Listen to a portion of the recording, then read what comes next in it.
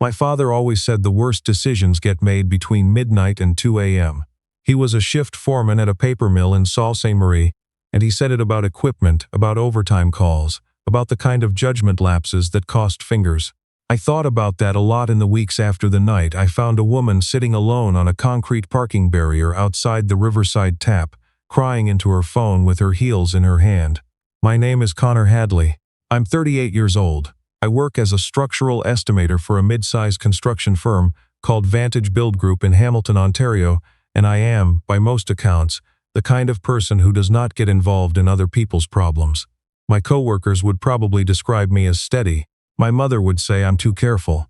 My ex would say both those things and not mean either one as a compliment. That night was a Thursday in late October. There's a particular kind of cold that comes off Lake Ontario in October. Not the brutal cold of January, but the mean damp kind that gets into your jacket before you realize it's there. I'd stayed late at the office to finish a materials estimate for a commercial project in Burlington, and I stopped at the tap on the way home because I'd been eating peanut butter sandwiches at my desk since noon and I wanted something that required a fork.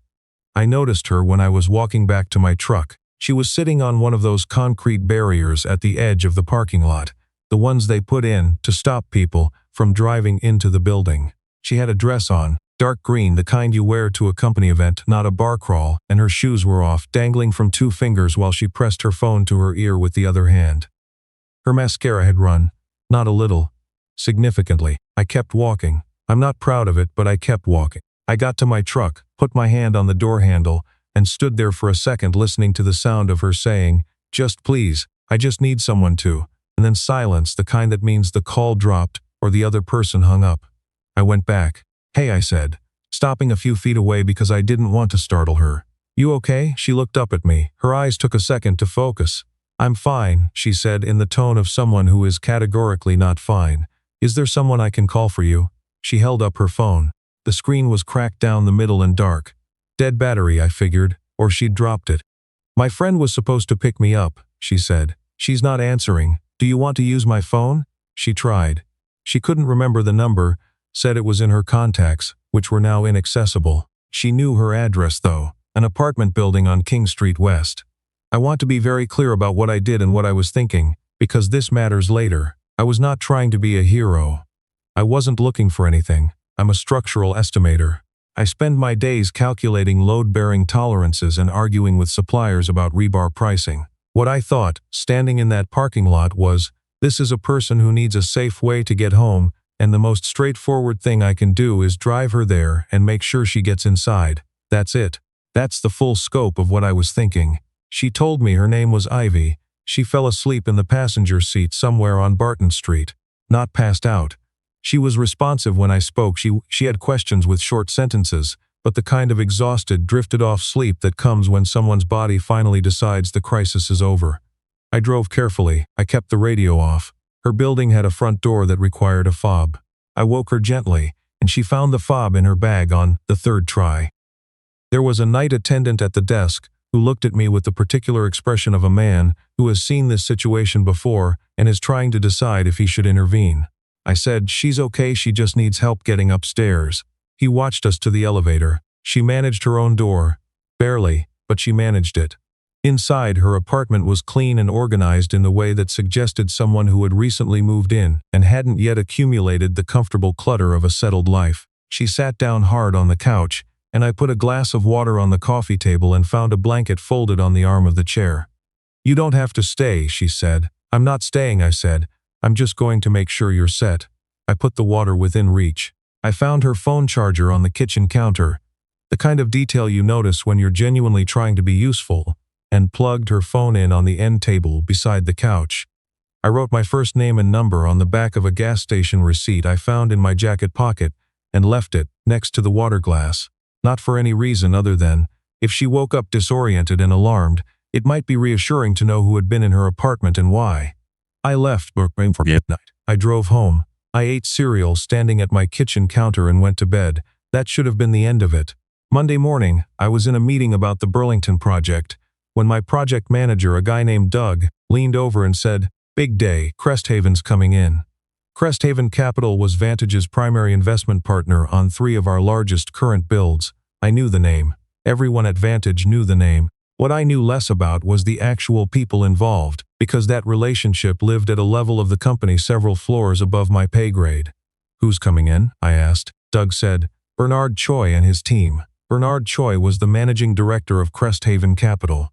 I had seen his name on term sheets and heard it in conversations about project approvals. I had never met him. The meeting was in the third-floor boardroom at 2 o'clock. I was there because Doug wanted me to walk through the Burlington cost projections, which was unusual. That kind of presentation normally went through the seniors. But our senior estimator had a family situation, and I'd been carrying the file for 3 weeks. I put on the good jacket I kept at the office for exactly this kind of occasion. There were 8 people in the room when I arrived. Bernard Choi sat, the head of the table on the Cresthaven side. He was a compact man, maybe mid-60s, with reading glasses pushed up on his head and the kind of focused stillness that you see in people who have spent decades in rooms where every word costs money. Beside him was a woman I recognized immediately. She was wearing a navy blazer and had her hair pulled back. Her mascara was not running. She looked entirely composed, entirely professional, and entirely unlike the person who had fallen asleep in my passenger seat 4 days ago. But it was her. I was certain of it. She saw me at the same moment I saw her, and something shifted in her expression. Not panic, but a controlled recalibration, the kind of look you give a situation when you're deciding how to handle it. I sat down. I opened my laptop. I told myself to concentrate on the numbers. Her name, I learned when introductions were made around the table, was Ivy Choi. She was a senior associate at Cresthaven, managing investor relations for their Ontario portfolio, and Bernard Choi was her father. I got through my portion of the presentation. I do not fully remember how. I know the numbers were right because I'd checked them 4 times over the weekend, but the actual experience of speaking them in that room, with Ivy sitting 6 feet away across a boardroom table, is mostly a blur of professional autopilot. After the meeting, people stood and gathered their things. I was closing my laptop when I heard her voice behind me, "Connor." I turned around. We were more or less alone. Doug had walked out with Bernard and the others were dispersed in smaller conversations near the door. "Evie," I said. She held my gaze for a moment. "I wanted to say thank you, properly." She paused. "And I want to apologize. I don't usually, that's not who I am." "You don't owe me an apology," I said. "I know. I want to give you one anyway." There was a beat of silence. I said, "Are you all right? I mean, actually all right?" She said, "I am." She said it like she meant it. The night was a long story. Most of it was a situation that's been resolved. I nodded. I didn't push. She looked like someone who had said exactly as much as she intended to say. She put her hand out and I shook it, which was a slightly absurd thing to do, given that she had slept under a blanket in my passenger seat less than a week ago. But it was what felt right in a boardroom at 3 o'clock on a Monday afternoon. "Good luck with the Burlington project," she said. "Thanks," I said. She left. I stood there for a second, then packed up my bag and went back to my desk. The problem with a situation like that is that it doesn't stay simple, even when you want it to. Cresthaven was embedded in the Burlington project in ways that meant ongoing contact.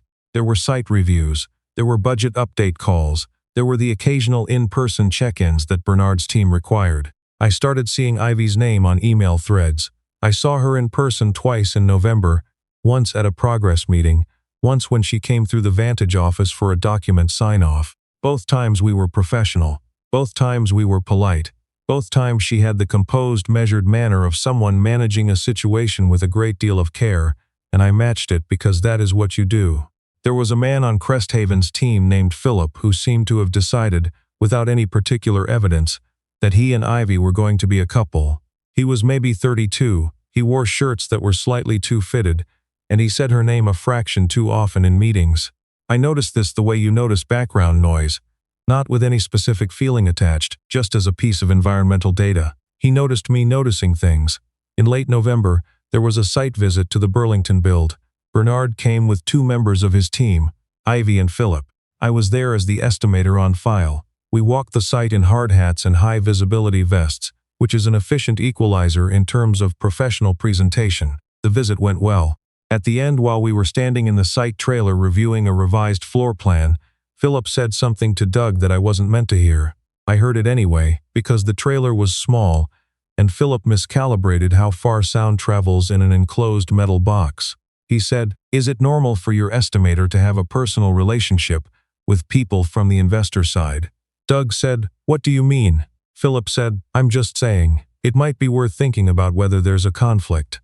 Doug looked across the trailer at me. I was looking at the floor plan.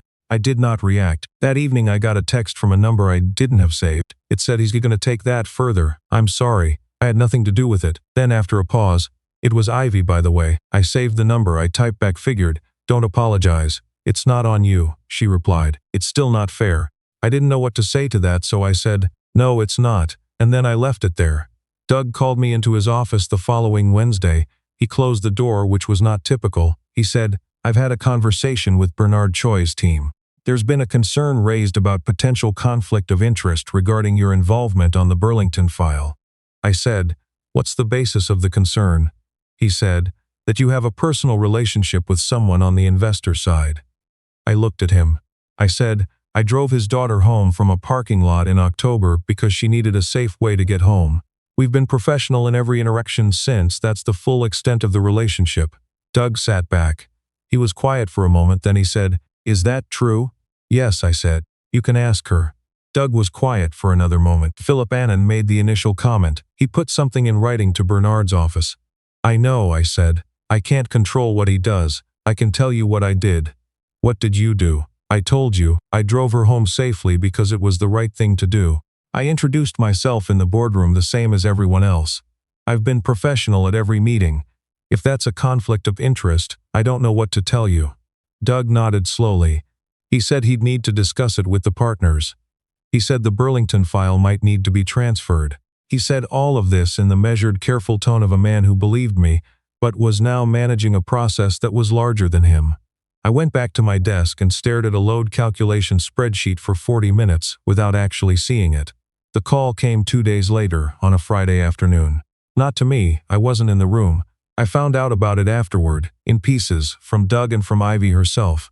Bernard had called a meeting with his own team, Philip included, and with 2 of the Vantage partners. He asked Philip to describe, specifically and in detail, what personal relationship he believed existed between me and Ivy. Philip said he had observed what he described as familiarity and non-professional body language at the site visit. Bernard asked Ivy if she had a personal relationship with the estimator from Vantage. Ivy said he drove me home safely when I was in a situation where I needed help, in October before the Burlington meetings began. I thanked him for it at our first professional meeting. Since then, our interactions have been entirely professional. There is no conflict of interest. Bernard said, "Is that the full account?" Ivy said yes. Bernard looked at Philip and said, "I'm going to ask you to think carefully before you make professional allegations based on personal observations that are actually reflections of your own interests in a situation." Philip, from what I understand, did not have a useful response to this. Bernard told the Vantage partners that he was satisfied there was no conflict of interest, that the Burlington file should remain unchanged, and that he expected the remaining project milestones to proceed without further internal disruption. Doug told me about this on Friday evening, standing outside the Vantage office on the sidewalk in the dark, both of us holding coffees we'd grabbed from the Tim Hortons on the corner. "He went to bat for you," Doug said. "Or for the truth, anyway. That's what you're supposed to do," I said. "Yeah," Doug said. "Doesn't mean everybody does it." I thought about that on the drive home. About what it costs to say a simple, inconvenient truth in a room full of people where the easy option is to let the concern stand and quietly reroute the file. About the particular kind of character it takes to choose the accurate thing over the comfortable thing, even when you're the one with the authority to decide which one wins. I didn't know Bernard Choi well enough to know if that was typical of him. I knew it was the kind of thing that makes you recalibrate your understanding of a person. The text from Ivy came that same evening around 9. "My dad asked me tonight if I thought you were a good person." I stared at the message for a while. I typed, "What did you tell him?" She replied, "I told him I thought you were the kind of person who makes the right call and doesn't make a big deal out of it." I read that a couple of times. I typed, "That's a generous read." She said, "It's an accurate one." Then, after a moment, "He wants to have dinner. The 3 of us." He said, and I quote, "I'd like to meet the man properly." I almost typed something deflecting. I almost said it wasn't necessary, or that it might be awkward given the professional context, or one of the other things I say when I am trying to avoid a situation that feels like it has real stakes attached to it. Instead I typed, "When?" She said, "Saturday, he's making his chicken." I said, "I'll bring something." She said, "He'll tell you not to." "Bring wine anyway." I brought a bottle of Ontario Red from a vineyard in Niagara-on-the-Lake. Bernard told me I shouldn't have. Then he opened it immediately and poured 3 glasses before we sat down. His house was in Ancaster, one of those quiet, established neighborhoods where the trees are old enough to arch over the street. Not ostentatious, just solid, well-maintained, the kind of house that belongs to someone who has been comfortable for a long time and doesn't need to advertise it. There were photographs on the wall in the hallway, family pictures, and a few framed images of construction projects that I recognized as landmarks from around the city. He cooked the way he seemed to do everything, without fuss, without drama, with complete attention. We ate at a table in the kitchen rather than the dining room, which I appreciated. Dining rooms are for performances, kitchens are for actual conversations. He asked about my work, not the polite version. He asked about the specifics, about how I approached estimates, about where I thought construction costs were heading in southern Ontario, given the pressures on lumber pricing and trade labor. I gave him real answers, because he was clearly asking real questions. He asked about my family. I told him about my father at the mill, about growing up in the Sault, about how I'd come south for school and stayed because the work was here. He listened the way people listen when they're actually interested, which is differently from how they listen when they're being polite. At some point, while we were finishing the wine and Ivy had gone to get the dessert she'd brought, butter tarts from a bakery in Dundas, which is the correct choice for any Ontario autumn dinner, Bernard looked at me across the table and said, "You could have handled that night in October very differently." I said, "I just got her home." He said, "That's the point." He said it quietly, without weight, but it landed with weight anyway. Because I understood what he meant, and he understood that I understood. He wasn't giving me credit for something exceptional. He was acknowledging that he'd noticed something simple and had decided it told him something true. Ivy came back with the butter tarts. She put one on my plate without asking. We stayed at the table for another hour. Nobody mentioned Cresthaven. Nobody mentioned Burlington. Nobody mentioned Philip. It snowed a little on the drive home. The first real snow of the season, light and brief, the kind that makes the city look temporary and quiet. I had the window cracked because I'd had enough wine to want the cold air, and I drove through the wet black streets thinking about what it means to know someone's character before you know their name.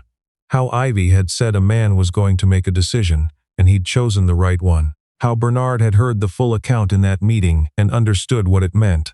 Some things are simple, even when they're complicated. Some people are exactly who they turn out to be. This is not a story with a dramatic ending. There's no confrontation scene, no public reckoning, no moment where everything snaps into place with a satisfying click. Philip was moved to a different Cresthaven file by the end of the year. I heard this from Doug, who heard it from the Vantage Partners, who heard it from Bernard's office. I don't know the specific circumstances. I didn't ask. Ivy and I had coffee in December at a place on James Street North that she suggested, on a Saturday when there was no professional context attached to it.